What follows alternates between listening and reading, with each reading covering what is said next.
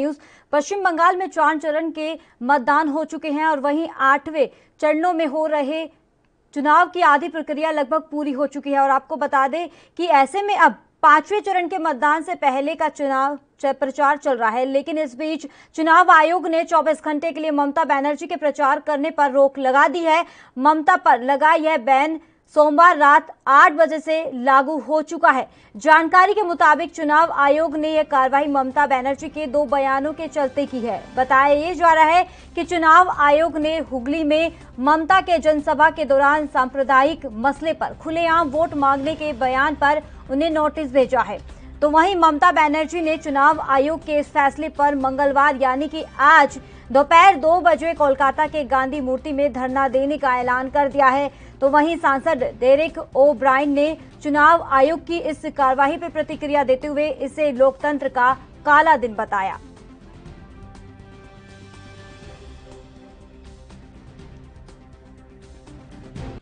आज भारतीय लोकतंत्र के लिए एक काला दिन है, ब्लैक डे फॉर डेमोक्रेसी। क्योंकि आप लोग इलेक्शन में हम लोग को हरा सकते नहीं हरा सकते हो, उसलिए क्या करते हो, बैन करते हो। वेस्ट बंगाल का चुनाव जिस तरीके से उन्होंने चलाया, आज 1 साल से आप देख रहे हैं कि भारतीय जनता पार्टी किस तरीके से वहाँ पे ध्रुवीकरण कर रही है। और ये पहली बार हुआ होगा कि किसी मुख्यमंत्री को पोलिंग स्टेशन के बाहर खुद धरना देने बैठा। 2-4 घंटे उनको बैठना पड़ा और उसके बावजूद जो है इलेक्शन कमीशन ने उनकी बातें सुनना या ना सुनना वो उनका अधिकार है। उसके बावजूद किस तरीके से वहाँ पे कैंपेनिंग हो रहा है, ये सारा चैनल भी देख रहे हैं और आप लोग भी देख रहे हैं। ये दुर्भाग्य है कि डेमोक्रेसी के अंदर सबको प्रचार करने का अधिकार है, सबको अपनी अपनी बातें रखने का अधिकार है, लेकिन जिस तरीके से वॉयलेंस हो रहा है और जिस तरीके से सारे नियमों की धज्जियां उड़ाई जा रही है। चुनाव के 1 दिन पहले ही प्रधानमंत्री जी जो है बांग्लादेश जाते हैं। और तो चुनाव आयोग का फैसला है। इलेक्शन कमीशन एक संवैधानिक संस्था है और उसने ये फैसला सोच समझ के लिया। और जाहिर है किसी को भी आजादी नहीं होनी चाहिए जब फ्री एंड फेयर इलेक्शन हो रहा है इस तरह की अपील करने के लिए कि आप समाज को तोड़ के राजनीति करना चाहती हैं, तुष्टीकरण की राजनीति करती चाहती हैं, वो अलग बात है। लेकिन इलेक्शन के समय जिस तरह से आपने अपील की वो सरासर गलत था और जो इलेक्शन कमीशन ने जो डिसीजन लिया वो बिल्कुल सही है। लेकिन साथ साथ ये भी कहना चाहता हूं कि अब गिनती के दिन रह गए हैं।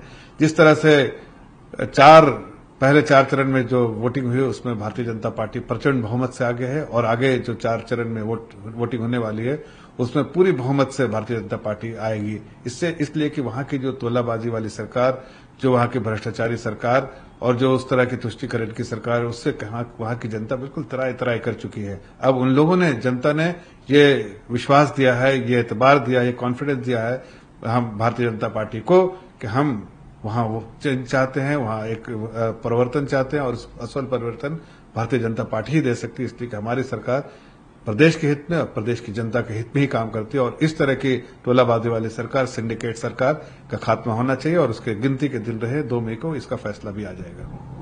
देखिए, समझ में नहीं आता है, अलग अलग लोगों के लिए अलग अलग यार्ड स्टिक जो है इलेक्शन कमीशन बना रहा है। योगी आदित्यनाथ जो भाषण कर रहे हैं बंगाल में या कहीं भी, वो क्या धार्मिक सद्भाव के लाइन पर भाषण कर रहे हैं? खुलेआम जो है सांप्रदायिक आधार पर जो है अपील कर रहे हैं वहां लोगों को और सांप्रदायिक आधार पर ध्रुवीकरण करने की कोशिश हो रही है।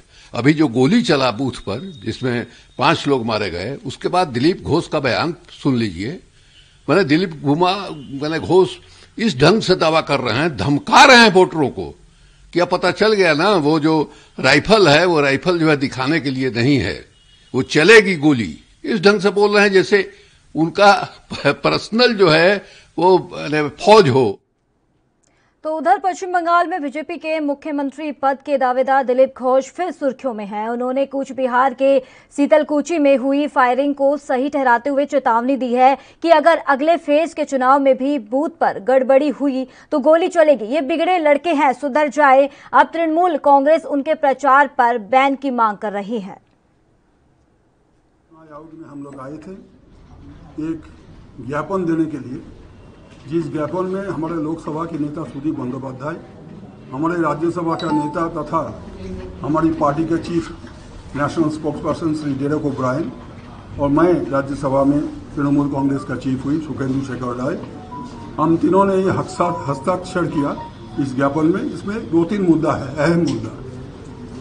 पहला मुद्दा तो यह है कि 2 दिन से बीजेपी का राज्य सभापति दिलीप घोष, जो कि सांसद भी है, इन्होंने आम सभा संबोधित करते हुए बोल रहे हैं कि बंगाल की जगह जगह शीतलकुची जैसा घटना घटेगी, यानी कि शीतलकुची में जिस ढंग से 4 वोटर को कत्ल कर दिया गया, उस तरह कत्लेआम की राजनीति, कत्लेआम की घटना आगे भी घटेगी। ये सरासर एक हिंसा को बढ़ावा देने के लिए उन्होंने बोला।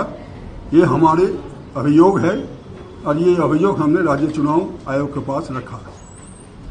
उनके एक उम्मीदवार राहुल सिन्हा, जो कि 10-12 बार हार चुके हैं लेकिन फिर भी हारने के लिए खड़ा हो गए और उम्मीदवार बने, तो उन्होंने भी बोला, वो थोड़ा आगे बढ़ गया, पार्टी में शायद नंबर कम हो गया इसलिए थोड़ा आगे बढ़ गया। उन्होंने बोल रहा है कि 4 आदमी को क्यों खून किया गया, 8 आदमी को क्यों नहीं खून किया गया, इसके लिए CISF को फोकस करने पड़ेगा। ममता बनर्जी तो खुद बयान देने के बाद हम लोग को एक वीडियो आया है जहां पे CISF को मार रहे हैं, तो CISF को जख्मी कर रहे थे। तो उसी टाइम ममता बनर्जी के जो एक नारे थे, जो एक दल उसका घेराव करेंगे और एक दल बूथ लूटेंगे, जैसे पंचायत में हुआ था, लोकसभा में कुछ हुआ जगह में हुआ था, तो उसी करने के लिए गए थे, इसलिए आज 4 आदमी का डेथ हुआ। एक कोई खराब नहीं हुआ। सरकार ऐसे नहीं आते हैं, काम करने के बाद सरकार आते। कभी किसी को वोट लूटना ममता बनर्जी का काम है, इसी के खिलाफ जो हुआ है अच्छे हुआ है। तो इसी मुद्दे पे हमारे 2 खास मेहमान जुड़ गए हैं, उमेश सिंह बीजेपी नेता और दयाशंकर सिंह TMC नेता। सर, आप दोनों खास मेहमानों का बहुत बहुत स्वागत है ANP न्यूज पर। तो उमेश जी, आपसे सवाल करना चाहेंगे, जिस तरीके से CM ममता बनर्जी एक बार फिर से घेरे में आ गई है सवालों के, जिस तरीके से हिंदू मुसलमान वाले बयान पर कार्रवाई की है चुनाव आयोग ने, लेकिन इसी के बाद उन्होंने आरोप चुनाव आयोग पर ही लगा दिया है, तो इसको लेकर आपकी प्रतिक्रिया जानना चाहेंगे। देखिए मैडम, ये जो है ममता दीदी शुरू से ही स्टार्टिंग से ही उन्होंने ऐसा शुरू कर दिया था। जिस तरह से वो प्रधानमंत्री जी को कहा कि मैं रस्सी बांध के खिंचवाऊंगी और क्या क्या शब्दों का बहुत प्रयोग किया, मैं तो कहना भी नहीं चाहता ऐसे शब्दों का, और कहना भी नहीं चाहिए। और ये सब थोड़ा सा संयम रखना चाहिए बड़े नेताओं को। और उसके बाद जिस तरह से उन्होंने ये करना और बयान दे देना, तुरंत उनको दरवाजा हुआ तो तुरंत ही दे दिया कि वो भाजपा हमला कर रहे हैं। जबकि देखिए, शुरू से पूरा देश देख रहा है कि TMC के लोगों ने किस तरह से भाजपा पे टूटे, किस तरह से प्रहार किए, किस तरह से मारे। कम से कम 150-200 लोगों की जो है हत्या किए लोगों ने, मार मार के खंभों में टांग दिए। तो ये बद से बदतर हालत कर दी है वहाँ। उसके बाद अब बार बार जो है उसको चुनाव आयोग को भी घेरते हैं, CISF के ऊपर वो ललकारते हैं कि हमला करो। तो ये सब चीजें तो अच्छा नहीं है चुनाव में, सब संयम रखना चाहिए। तो चुनाव हर 5 साल में होना है और कोई ना कोई चुनाव होता भी रहता है। किसी की भी सरकार बनती है, बनने के बाद जो भी मुखिया बनेगा प्रदेश का, उसके बाद जो है चुनाव शुरू होता है, MLC का होता है, पंचायत चुनाव होते हैं, बहुत सारे चुनाव बीच बीच में होते रहते हैं।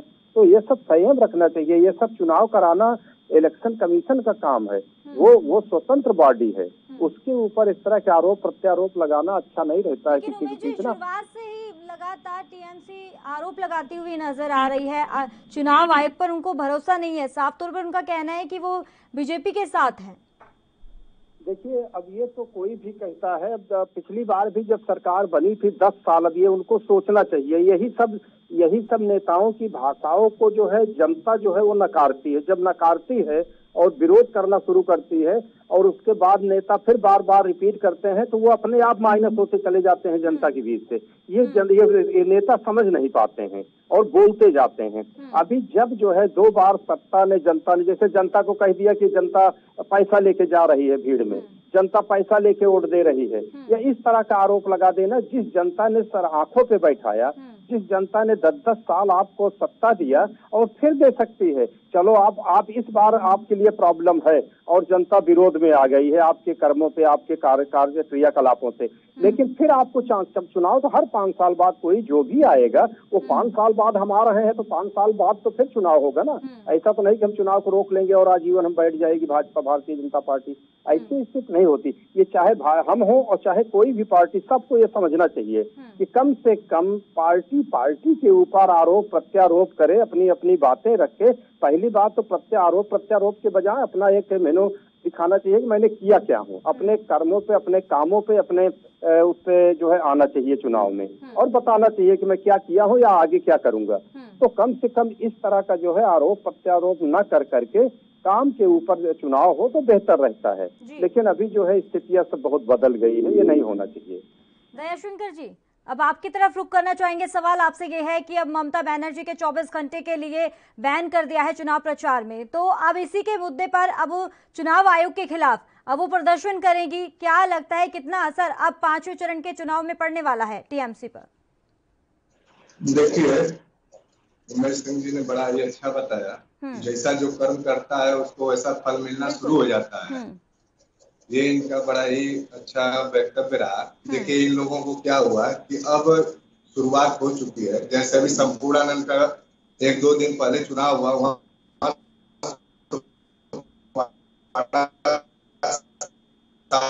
लोकसभा क्षेत्र की मैं बात कर रहा हूँ, कल की परसों की घटना है।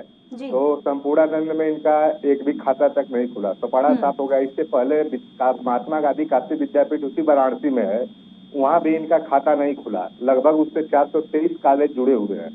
तो अब पढ़े लिखे नौजवान अपना हक मांग रहे हैं और इनके जुमले से परेशान हो चुके हैं। और ये चाहे अब CISF से गठबंधन कर ले, चाहे चुनाव आयोग से, ED से, CBI से, ये चीजें लोगों के जहन में आ चुकी है कि आखिर ये लोग कर क्या रहे हैं। पढ़े लिखे लड़के, देखिए अभी कुछ दिन पहले इन्हीं के लोकसभा क्षेत्र में माननीय प्रधानमंत्री जी के चुनाव हुआ, MLC के भी चुनाव वो लोग हार गए। मतलब ये चीजें स्पष्ट होती जा रही है। कहीं भी चुनाव हो रहे हैं, गुजरात में भी छात्र संघों के चुनाव हुए, वहाँ भी ये सीटें आ रहे। तो अब नवयुवक पढ़े लिखे लोग अब समझ चुके हैं कि सिर्फ और सिर्फ बात से देश नहीं चलता है। कोरोना जो है थाली बजाने से नहीं जाने वाला है। उसके लिए एक्चुअल में वैक्सीन चाहिए, संस्थान चाहिए जो इसका प्रोडक्शन करे। और ये लोग तो जो भी संस्थान है, जो भी चीजें आज तक पूर्ववर्ती सरकारों ने बनाई है, ये लोग बाप दादाओं की प्रॉपर्टी बेचने और खाने वाले लोग हैं। तो ये चीज कभी भीख मांग के खाते थे और पूरी जनता को ये लोग कह रहे थे पकौड़ा। आप बीजेपी पर इल्जाम लगा रहे हैं, आरोप लगा रहे हैं कि कोरोना ऐसे नहीं भागता है, मास्क नहीं लगाते हैं, लेकिन आपकी जो अगर आपकी तरफ से रैली की जाती है तो वहां पर भीड़ भाड़ वहां पर भी देखने को मिलती है, वहां पर भी कोई मास्क नहीं लगाता है। करिश्मा जी, अभी तो भीड़ भाड़ पे तो मैं गया ही नहीं। अभी तो इनका बात ये हो रहा है कि कोरोना थाली बजाने की बात बोली है ना आपने सर, उसका जवाब दिया है मैंने। वो बता पहले करिश्मा जी, पहले का मैं इन लोगों का बुद्धि परीक्षण जो होता है ना, बुद्धि लब्धि की मैं बात कर रहा हूँ कि कितना इन लोगों के पास देश चलाने की क्षमता है और तरह तरह के आरोप लगते हैं। यहाँ तक कि दूसरे पार्टियों की तरफ से चुनाव आयोग में शिकायत किया जाता है, माननीय राज्यपाल को शिकायत किया जाता है, लेकिन उनको क्लीन चिट ऐसे मिलती है जैसे लगता है कि इनके कठपुतली लोग हैं। तो बड़ा हास्यप्रद स्थिति हो गई है, पूरा देश की स्थिति हो गई है कि इनको हो गया है कि और देश के लोगों को जो इनको वोट दिए नहीं, वो तो हिंदुस्तानी है ही नहीं है, पता नहीं क्या क्या ये लोग शब्द बोलने लगते हैं। तो ये चीजें जनता जान चुकी है। तो अब इनका जो है 2024 में कहानी खत्म होने वाली है। तो अब ये अत्याचार कर लें, चाहे किसी के कार्यकर्ताओं के ऊपर गोलियां चलवाएं, गठबंधन कर ले। दिलीप घोष का बयान से तो स्पष्ट होता है मानसिक स्थिति तो उनकी खराब हो चुकी है। हताशा निराशा जाहिर हो रही है कि ऐसी घटनाएं अब काफी होंगी। तो भाई अब क्या करोगे, अंदर से गठबंधन कर लिए हो क्या, दूसरे पार्टी के कार्यकर्ताओं पे इसी तरह फायरिंग कराओगे जी। अब नियम कानून भी कुछ चीजें हैं। जहाँ पे चुनाव हुए वहां पे CC कैमरे, ड्रोन लगे थे। पहले क्या है, आप लोगों ने फायरिंग किया, पैरों में गोली, रबड़ की गोली क्यों नहीं चली, लाठी चार्ज क्यों नहीं किए? अगर आपने ये सब प्रक्रिया से गुजरा तो उसके वीडियो फुटेज जो है जनता के सामने आप लोग दीजिए, पेश करिए। तो ये लोग बुरी तरह से फंसे हुए लोग हैं, हताशा निराशा इनके साथ है।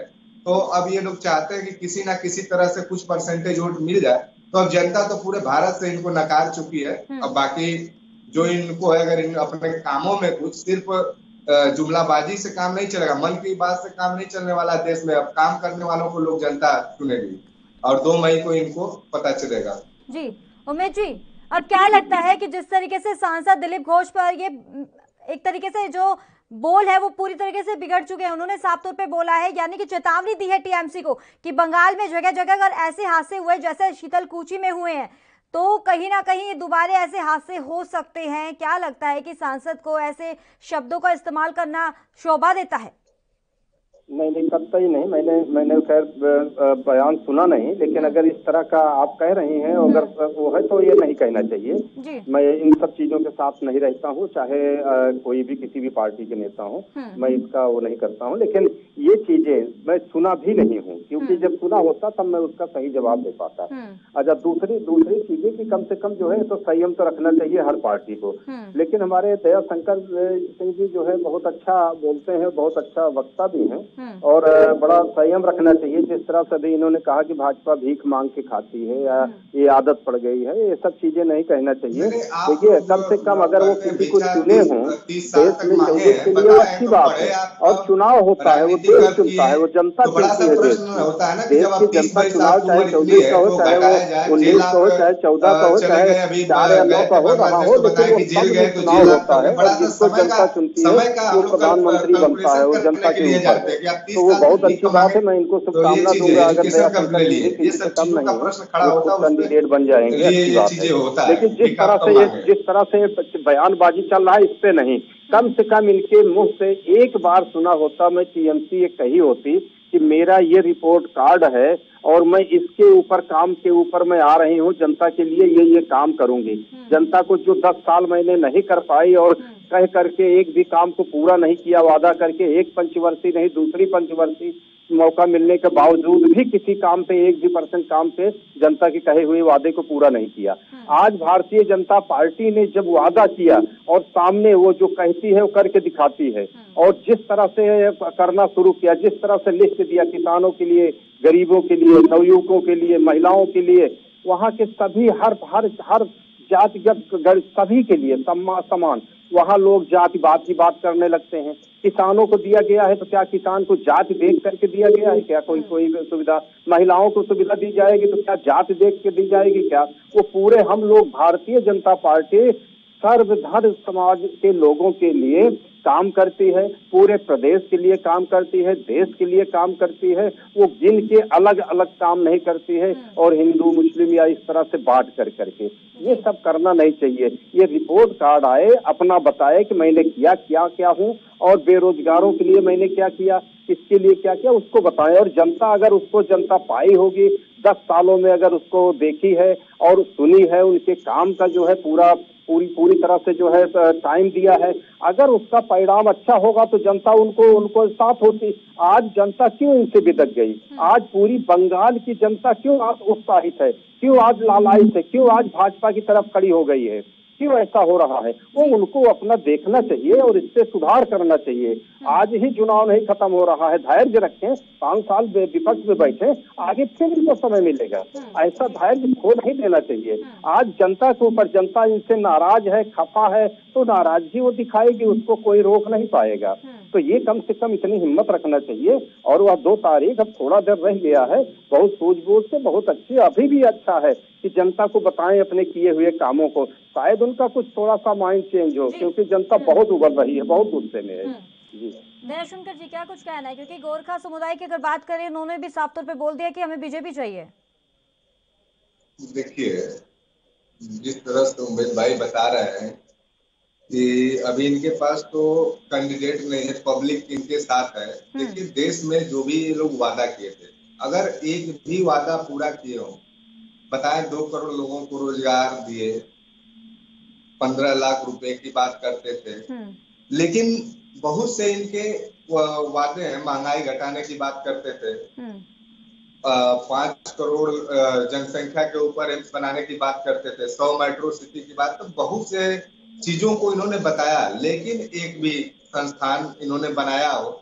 इन्होंने देखिए रेल सेल को बेच दिया, स्टेशनों का प्राइवेटीकरण कर दिया, तो बहुत सी चीजों को ये LIC का नंबर आ रहा है, तो ऐसे ऐसे करके 1 by 1 ये लोग बेच रहे हैं। तो इनसे सिर्फ और सिर्फ देखिए इसी का नतीजा है कि बंगाल में इनको अभी तक कैंडिडेट पूरे सीटों पे नहीं मिल पा रहे हैं। यदि देखिए 4 फेज का तो चुनाव समाप्त हुआ, 5वां फेज का चुनाव होने वाला है, लेकिन ये क्यों नहीं एक बार में पूरा टिकट लोगों को दे दिए। टिकट देते भी हैं तो इनके कुछ कैंडिडेट वापस कर देते हैं कि भाई हमें आपके पार्टी से लड़ना नहीं, आपका कोई जनाधार नहीं, आपके बात में कोई दम नहीं, आप जो चीज बोलते हो उसका उल्टा करते हो। इसके बाद देखिए इन लोगों की स्थिति इतनी नाजुक है कि केंद्रीय मिनिस्टरों को लड़ाना पड़ता है, सांसदों को लड़ाना पड़ता है। अब हम लोग तो बस एक सर्कस देखना चाहते हैं, लेकिन ये लोग दिखा नहीं रहे हैं। माननीय प्रधानमंत्री जी का, गृह मंत्री जी का, 2-4 CM महोदयों का अगला जो बचा हुआ सीट है उस पर घोषणा कर देते हैं। बंगाल की जनता, देश की जनता, पूरे विश्व की जनता देखती कि एक ऐसा भी होता है कि लोग जो है चुनाव लड़ रहे हैं, प्रधानमंत्री होकर विधानसभा का चुनाव लड़ रहे हैं। एक साधारण सी महिला, ईमानदार महिला 100 रुपया का चप्पल, 500 का साड़ी पहनने वाले और 10 लाख का सूट वाला प्रधानमंत्री जो है लड़ रहे हैं, और पूरी अपनी टोली लेके, परमिट वीजा लेके लड़ रहे हैं, और संसाधनों का पूरे जो इनको सब सुविधा मिला हुआ, सिक्योरिटी मिली हुई, सबका दुरुपयोग खुलेआम बंगाल में लोग कर रहे हैं। तो ये चीजें करना चाहिए, इनको लड़ जाना चाहिए चुनाव। अगर इतना ही जनता इनको पिलाई कर रही है तो चुनाव अगर लड़के दिखा दे कहीं पे ये लोग बंगाल में, क्या दिक्कत है। चलिए उमेश जी, क्या कुछ कहना है अगर बात किसानों को लेकर की जाए, क्योंकि पश्चिम बंगाल में किसान नेताओं ने वहां पर प्रचार किया था और ये कहा था कि बीजेपी को वोट ना दे। क्या लगता है कि वहां पर किसानों के प्रचार के दौरान कुछ ऐसा असर देखने को मिलेगा जो आने वाले चुनाव में कुछ बेअसर भी देखने को मिल सकता है? नहीं, देखिए मैडम, आज पूरा देश जो है वो खुशी मना रहा है, और अब किसी को नहीं अगर समझ में आता है किसी पार्टी को कि क्या किया है भाजपा ने तो अलग बात है, लेकिन देश की जनता को समझ आ रहा है कि आज आजादी के बाद से भारत को, ये खंड भारत को अखंड भारत बनाया जो वादा किया था, जो आज तक कोई नहीं कर पाया, वो भारतीय जनता पार्टी के नेतृत्व में, माननीय नरेंद्र मोदी जी के नेतृत्व में आज वो हुआ, और पूरा देश जानता है, पूरी दुनिया इस चीज को देखा है। राम जन्मभूमि के का विवाद को हल किया, जिससे कितने सालों से जो है राजनीति होती रही, उसको आज माननीय नरेंद्र मोदी जी की अध्यक्षता में और न्यायपालिका के आदेश पे आज ये खत्म हुआ। ये बहुत बड़ा काम हुआ है, जिसके ऊपर हमेशा लड़ाइयाँ होती रही, जानी जाती रही, वो खत्म हुआ। आज यूरिया कोटिंग किसानों के लिए जो कभी नहीं हुआ, लोग खाद नहीं पाते थे, यूरिया नहीं पाते थे, और लोग होता था पूरा देश, ब्लैक मेलिंग होती थी, वो पूरे देश को न माननीय नरेंद्र मोदी जी ने यूरिया कोटिंग करके उसका हमेशा हमेशा के लिए तकलीफ खत्म कर दिया किसानों के लिए। किसानों को के लिए आज उनकी फसल बीमा कर करके पूरे किसानों को आज खुशहाल कर दिया। पूरे देश के किसान खुश और खुशियां मना रहा है। आज पूरे किसानों को जो है, जिनके पास लागत नहीं होती थी 100-200, 500, 700 रुपए, 1000-2000 रुपए, छोटे किसान, सीमांत किसानों के पास खाद के लिए आज वो भी व्यवस्था किया, पैसा भी देने का, डायरेक्ट उनके खाते में, कोई बिचौलिए नहीं, और उसके बाद डायरेक्ट खाते में पैसा पहुंच रहा है। आज किसान बहुत खुशहाल है, बहुत अच्छी तरह से वो भारतीय जनता पार्टी के साथ खड़ा हुआ है। लेकिन आज प्रदर्शन तो अभी भी कर रहे हैं ना किसान, तो प्रदर्शन कर रहे हैं, उनका भी मुखौटा सामने आ गया है। प्रदर्शन करने वाले जो साथ में थे किसान जो थे सही वो सब धीरे धीरे सब समझ में आया और सब हट गए, और जो लोग लगे हैं वो केवल जो है विपक्ष पार्टियों के, राजनीतिक पार्टियों के हाथ की कठपुतली बन चुके हैं। आज वो क्रिमिनल जो बड़े बड़े माफिया हैं उनके कठपुतली बन चुके हैं। आज जिस तरह से लोग ललकार रहे हैं, आपके चैनलों पे देखिए किस तरह से लोगों ने कहा कि जो जिनको पुलिस ढूंढ रही है, आज वो भी जो है वो फरार हैं, और उसके बाद वो उनके साथ खड़े हैं। आज ऐसे लोग खड़े हैं उनके साथ, ऐसे पूरा विपक्ष जो है, जो विरोधी है, जो माननीय नरेंद्र मोदी के क्रियाकलापों, कामों को देख करके पूरी जनता उनकी तरफ भागती जा रही है, उसको देख करके ये लोग हैरान परेशान हैं, जिसके नाते आज वो लोग पूरी तरह से जो है ये करवा रहे हैं। आज इसमें कहीं कुछ नहीं है। जिन लोगों को जब ये मजाक बन जाता है जब विपक्ष जो है इतना भूल जाता है कि आज पूरे विश्व में महामारी है, तो वो भी वो माननीय नरेंद्र मोदी और भाजपा के ऊपर डाल देता है। आपकी तरफ रुख करना चाहेंगे, क्या लगता है प्रचार के दौरान ऐसे विवादित बयान देना आने वाले समय में ये आप पर भी भारी पड़ सकता है? क्योंकि जिस तरीके से टीएमसी नेता अनुसूचित जाति के बारे में कहा जाता है, अपमान करते हैं और उनको कहते हैं भिखारी, क्या ये कहना सही होता है? नेताओं के शब्द इनके मुंह से अच्छा नहीं लगता ना, ऐसे शोभा नहीं देते ऐसे सब। देखिए, हमारी पार्टी न तो कभी हिंदू मुसलमान तक की तो बात नहीं करती है, तो कहां से किसी को ऐसे शब्दों का प्रयोग करेगी। रही बात, हम लोग माँ माटी मानुष की बात करते हैं, मनुष्यता की बात करते हैं, सर्वधर्म संभाव की बात करने वाली पार्टी में ये कहां से जाति आ गया खंड खंड। ये तो होता है भारतीय जनता पार्टी में, 2-2, 3-3 सीएम बनाते हैं। कहीं मालूम चलेगा दलित सीएम, अति दलित, पिछड़ा अति पिछड़ा सीएम, 2-2, 3-3 सीएम बनाए हैं। उदाहरण के लिए हमें यूपी का नाम बता देते हैं, बिहार का बना देते हैं। तो ये लोग हिंदुओं को खंड खंड करने का काम करते हैं और अपने पार्टी में किसी को, हम लोग तो सभी को मनुष्य मानते हैं, चाहे XYZ किसी भी समुदाय का हो। तो ये चीजें अनाप शनाप ये इनका आरोप है लगाना। और रही बात पार्टी के, तो 79 सीटें जो है पार्टी ने दिया है SC ST समुदाय को, तो ये चीजें बयानबाजी करना गलत है।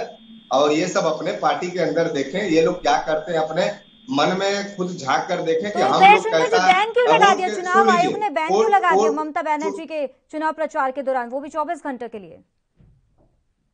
की सरकारें हैं, ये जो इच्छा करे, और इनका गठबंधन अगर हो चुका है, आरोप हम लोग लगाते रहते हैं, जब गठबंधन हो चुका है तो जो इनकी इच्छा है वो तो ये लोग करते रहेंगे। बिल्कुल, ये बात तो सही कही दयाशंकर जी, आरोप प्रत्यारोप तो लगातार जारी है, ना आपकी तरफ से ये बयानबाजी छोड़ी जाती, ना ही बीजेपी की तरफ से। चलिए, बहुत बहुत शुक्रिया दयाशंकर जी और उमेश जी तमाम अहम चर्चा के लिए। तो इस खास बुलेटिन में फिलहाल इतना ही, दीजिए इजाजत, नमस्कार।